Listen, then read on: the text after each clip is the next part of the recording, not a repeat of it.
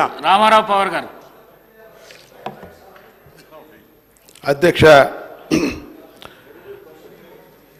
మొట్టమొదటిసారి శాసనసభ్యులైన తర్వాత నాకు అవకాశం ఇచ్చినందుకు మీకు ప్రత్యేక ధన్యవాదాలు తెలియజేస్తున్నాను.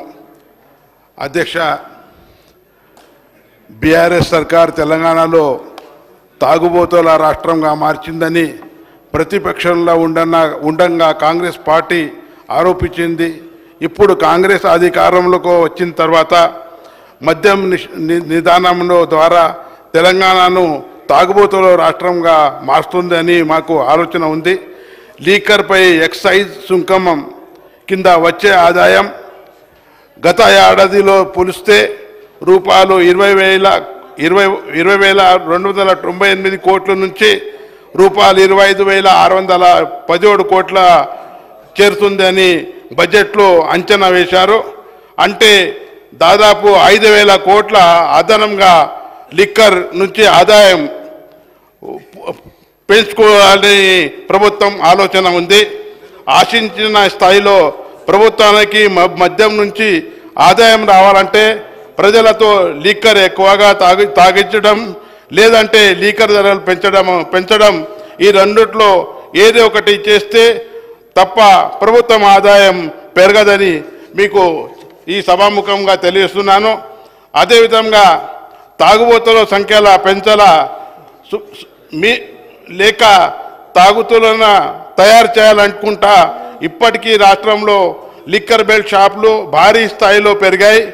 ఇప్పుడు ప్రభుత్వం లిక్కర్ రెవెన్యూ కోసం ఇంటింటికి మద్యం స్కీమ్ను పెట్టి డోర్ డెలివరీ చేస్తారా, పర్మిషన్ ఇస్తుందా అని ప్రభుత్వంకు కోరుకుంటున్నాను. ఇప్పటికీ రాష్ట్రంలో క్రైమ్ రేట్లు విపరీతంగా పెరిగిపోయాయి. కాంగ్రెస్ అధికారంలోకి వచ్చిన గత 7.5 నెలలో రేపు, మర్డరు, రోడ్ యాక్సిడెంట్లు కేసులు విచ్చలవిడిగా పెరిగాయి. మద్యం వినియోగం వల్ల తాగుబోతులు సంఖ్య పెరిగింది. ఇప్పుడు రాష్ట్రం లిక్కర్ తెలంగాణగా మార్చిపోయింది. ఇలా అయితే త్వరలోనే రాష్ట్రంలో మద్య నిషేధం ఉద్యమం చేయవలసిందని మీకు సభాముఖంగా తెలియజేస్తున్నాను. లిక్కర్ బెల్ట్లు షాపులను పూర్తిగా రద్దు చేస్తామని నీరా ఆధారిత్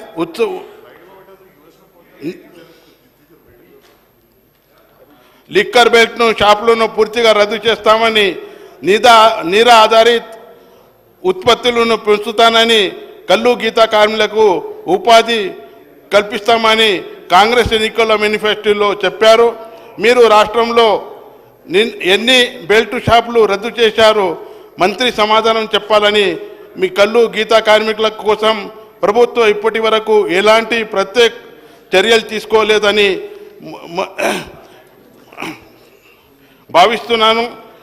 ఇదే విధంగా ఉంటే మన రాష్ట్రము తాగుబోతులు అయిపోతుందని మీకు తెలియజేస్తున్నాను. అదేవిధంగా మీరు ప్రతి జిల్లాలో మన రీహాబిలిటేషన్ సెంటర్స్ ఏర్పాటు చేస్తున్నారు. ఇంతవరకు కూడా ఒక్క రీహాబిలిటేషన్ సెంటర్ కూడా ఏర్పాటు చేయలేదని ఈ సభాముఖంగా మన రీహాబిలిటేషన్ సెంటర్స్ ఏర్పాటు చేయాలని మీకు తెలియజేస్తున్నాను.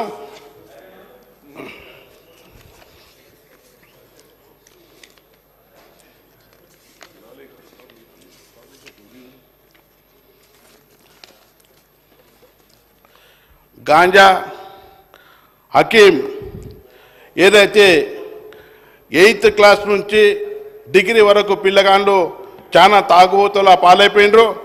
మా నియోజకవర్గంలో మన IIIT Rajiv Gandhi knowledge of university ఉంది. అక్కడ దాదాపు 9,000 స్టూడెంట్స్ అక్కడ ఉన్నారు. వాళ్ళు చాలామంది అక్కడ మన గాంజా హకీంలో తాగుబోతాయారో దానికోసం ప్రభుత్వం చర్య తీసుకోవాలని మీకు మరీ కోరుకుంటున్నాను. అదేవిధంగా IIITలో ఇప్పటి వరకు ఎంప్లాయీస్ కూడా పూర్తిగా కాలేదు. ఎంప్లాయీస్ కూడా పర్మనెంట్ చేయాలని మీకు మరో తెలియజేస్తున్నాను. మెస్ సెక్షన్ ఏదైతే ఉంది 3,000 స్టూడెంట్స్కు ఒక సెక్షన్ ఉంది. 1,500 స్టూడెంట్స్కు ఒక మెస్ సెక్షన్ ఏర్పాటు చేయాలని ఈ ప్రభుత్వంను డిమాండ్ చేస్తున్నాను. అదేవిధంగా మా నియోజకవర్గంలో డబుల్ బెడ్రూమ్లు ఏదైతే ఉంది అలాట్మెంట్ అయింది కానీ వాళ్ళకి సర్టిఫికెట్ ఇంతవరకు ఇవ్వలేదు. దానికోసం మీ ద్వారా ప్రభుత్వంకు డిమాండ్ చేస్తున్నాము.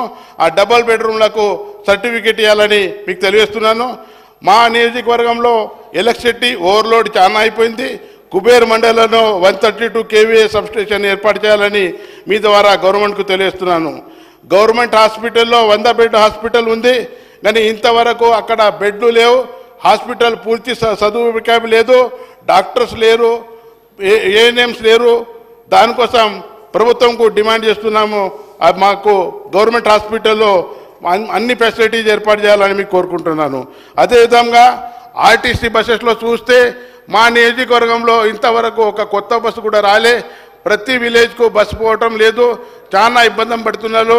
మీరు ఫ్రీ బస్ అని ఏదైతే లేడీస్కు పెట్టారో కానీ అక్కడ బస్ అయిపోకుంటే ఆ లేడీస్ ఎక్కడి నుంచి మన హెడ్ క్వార్టర్కి వస్తారని దానికోసం మంత్రి గారికి నేను విజ్ఞప్తి చేస్తున్నాను. మీరు ఖచ్చితంగా ఇంకా మాకు బస్సులు పెంచి ప్రతి విలేజెస్కు సౌకర్యం ఇవ్వాలని తెలుసుకుంటూ ఈ అవకాశం ఇచ్చిన అధ్యక్షకు ధన్యవాదాలు తెలియజేస్తున్నాను.